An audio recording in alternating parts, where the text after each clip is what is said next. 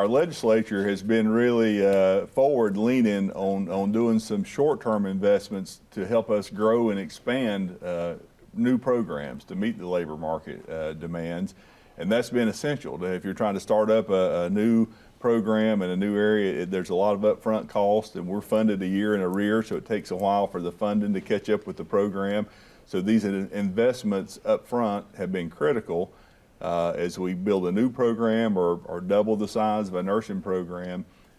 But we have to tweak the funding model to make those things sustainable. So that colleges, as they grow and expand these programs, they've got the kind of funding they need over time to make sure that we can continue to turn out enough nursing graduates in every community across the state of North Carolina. Sarah?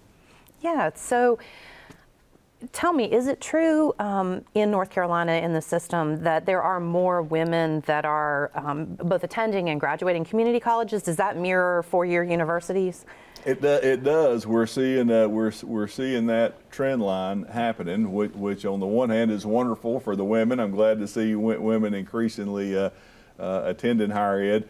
It's also alarming that so many of our young men are choosing not to pursue any kind of higher education. Yeah, well, and I think that leads me into another question about kind of what you're seeing or feeling from the young men that are in the system. So we are, certainly when women have opportunities and their perspectives are represented in government, that we all benefit. Yes. But I know that we're hearing from research that younger men are kind of feeling left behind. They're feeling like it's sort of a zero-sum game, that if women have opportunities, that it's taking opportunities away from them.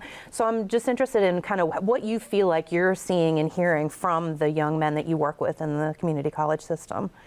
Well, a lot of it is very program specific. So some programs are still heavily, male centric, and other programs like nursing still a preponderance of women pursuing those. Though we're beginning to see that blend a little bit, but I think broadly a lot of what we're seeing with the young men is they're just questioning the value of higher education, and they're just not willing to just take it on good faith that if they go to school and continue their higher education, it's going to turn into a better life for them. So I think we have to do a lot better job of being a better bridge between business and industry, who have thousands and thousands of jobs that are open, that pay a family sustaining wage, and our young men and women who would love to have an opportunity to grow their own economic prosperity, but they just don't know what that pathway is to get there. And often it's a short-term 16-week program. They can come in, do a quick